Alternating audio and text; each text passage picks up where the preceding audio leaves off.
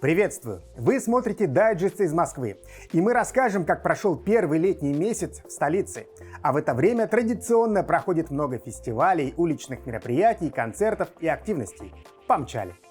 Вот уже в 9-й раз лето в Москве началось с фестиваля «Рыбная неделя». Ведущие отраслевые, добывающие и перерабатывающие компании со всей страны привезли в столицу свежие деликатесы. Кроме того, для гостей работали мастер-классы и проходили дегустации. Главным событием праздника стало приготовление ухи поварами из разных регионов. Какие якутские ингредиенты использовали для рыбного супа, сейчас узнаем. Уху по-царски под стенами Кремля представили повара сразу из нескольких регионов. В команду фестиваля «Рыбной недели» вошли и мастера из Якутии. Общими усилиями они приготовили суп, который впечатляет своим составом. У нас туда идет краб, идет креветка, невероятно вкусного дальневосточного ментая, водоросли ламинария, 200 литров бульона, который мы подпарили. Для гостей готовить из прекрасных продуктов всегда приятно. Главная фишка фестиваля «Москва на волне. Рыбная неделя» — это возможность готовить для людей открыто на улице. Вот и уху сварили прямо в центре столицы, причем раскрывая все секреты. Это, например, важный ингредиент из Якутии. Мы доводим до вкуса нашу уху кимпидяйской солью. Сейчас я вам про нее расскажу. Это якутская соль, она добывается в вечной мерзлоте. Исполнилось 385 лет добычи этой соли. Эта соль обладает особым вкусом. Она не пересаливает никогда, а вот делает продукт прямо то, что надо. Варить уху во время фестиваля стало уже доброй традицией. Каждый раз это новый рецепт и новые впечатления для всех посетителей праздника. Уха вообще супер пикантная, насыщенная. Очень так интересно, что сюда чеснок добавили. Я никогда так не делала. Он такую пикантность придает. Вообще просто божественный вкус. Поварам хочу выразить благодарность. Большое спасибо. Это так, не просто накормить столько народа. В таком казане они варили. Вот. И большое спасибо. Да, очень хороший праздник. Лето с якутским колоритом в самом центре Москвы. В столичном музее Востока состоялся фестиваль, посвященный современной культуре народов Республики Саха. Причем организаторы решили провести мероприятие в новом формате – шоу-кейса. Что это такое, сейчас расскажу.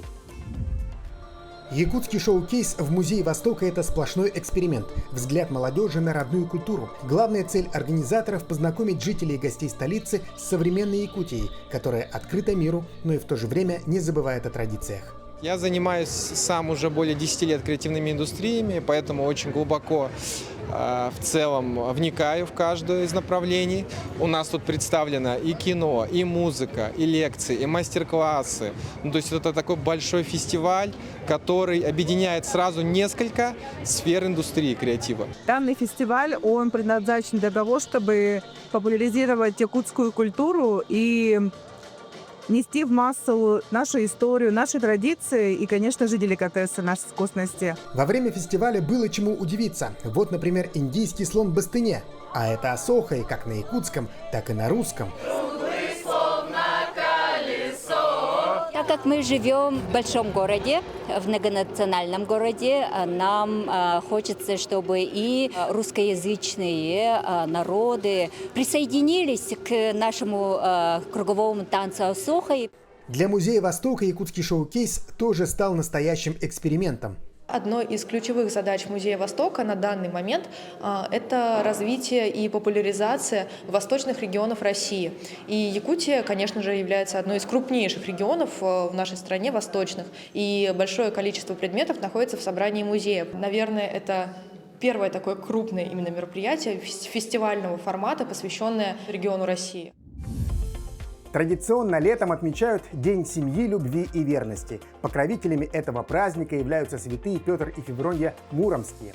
Уже второй год подряд в их честь проходит Всероссийский свадебный фестиваль. Ключевым событием его является церемония регистрации брака. И не одной пары, а 151. В их числе были и якутяне. Подробности у Айсены Бурнашовой. Путешествие по реке жизни на корабле любви в День семьи, любви и верности отправилась 151 пара со всей страны. Молодым дорогу организовали целое шествие свадебное. Виталий и Сахая родом из Якутии, но история их любви началась в Москве с совместной тренировки по бегу. Оба марафонцы. Мне понравилась энергетика ее, и я сразу понял, что это мой человек. Она меня сразу поняла с полуслова. Своим умом, ответственностью, харизмой, да, и широтой своей души. Шаг за шагом, и уже год самые яркие, а порой и сложные километры они преодолевают вместе. Сегодня пара вступила в свой главный забег – семейный. И не случайно выбор торжественного костюма пал на якутский. Мы хотели бы на данном фестивале и вообще вот этим всем жестом показать России, кто мы, что мы, какие у нас есть национальные свои признаки, какая у нас национальная культура.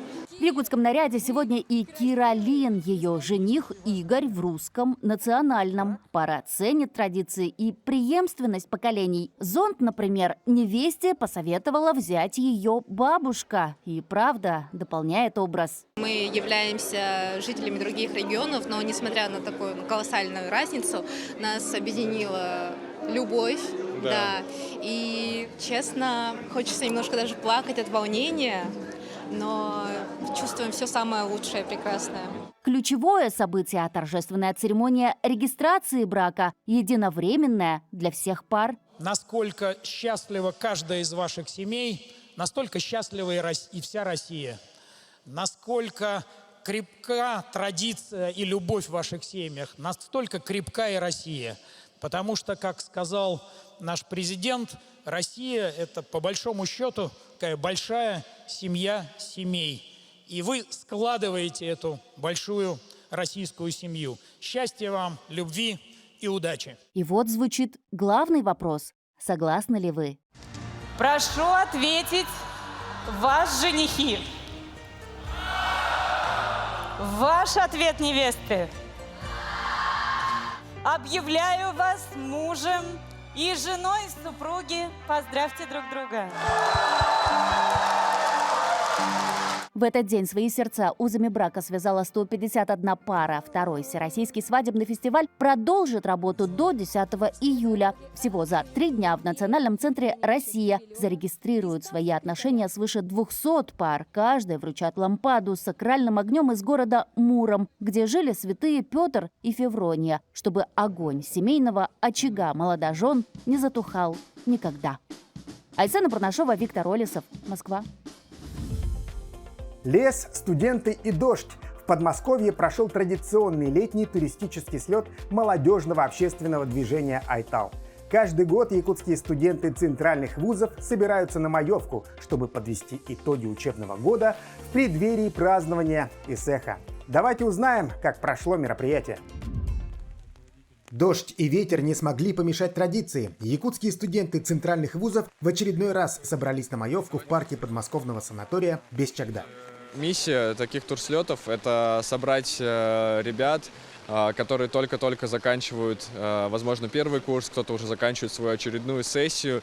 И летом это вариант, возможность всем собраться вместе и, наконец-то, отметить завершение долгой учебы и в том числе объединиться в культурном плане. Будучи в Москве, находясь очень-очень далеко, постоянно хочется взаимодействовать с родной культурой, с родными друзьями и товарищами. Очень классно здесь собираться и приводить ребят из Москвы, с которыми я уже познакомился здесь, чтобы познакомить их с родной культурой, потому что путешествовать в Якутию – это очень трудозатратно порой, и здесь, в маленьком кусочке Якутии, очень классно проводить время. Мы сейчас будем проводить мастер-классы по готовке оладий. Мы будем готовить якутские национальные блюда. Не только мы якутских людей приглашаем, но еще и московских, из других регионов.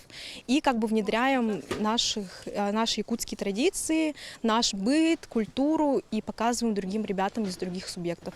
Традиционно на слет приглашаются студенты из разных регионов. И этот год не стал исключением. Ребята из других городов с удовольствием знакомились с культурой народа Саха. Турслет, так еще и якутский. Это очень здорово, очень интересно. И вот на самом деле уже я здесь походил, много разного посмотрел. Уже мне рассказали про бырпах, национальный якутский напиток. Уже его попробовал, рассказали там, как его пьют, из чего его пьют. Уже про якутский язык что-то рассказывали. Всем студентам из Якутии уруй! Айхал! Уруй! Айхал! Уруй! Айхал! Айхал! Айхал! В В подмосковном Звенигороде стартовал новый сезон Международной летней театральной школы Союза театральных деятелей России. В этом году отбор прошли только 50 участников из 9 стран. Среди них и актриса якутского ТЮЗа Татьяна Хампадоева. В течение 3 недель молодые люди постигали тонкости профессии, а также готовили итоговый спектакль. Мы увидели, как проходило обучение. Управление собственным телом – это важный навык для актера, чтобы моментально перевоплощаться на сцене. Вот и резиденты летней театральной школы СТД каждый день начинают с такого мастер-класса по пластике. Вот уже 18 лет в Подмосковье собираются талантливые актеры и режиссеры, чтобы прокачать свои навыки и научиться новому. Обучение бесплатное, главное – пройти кастинг.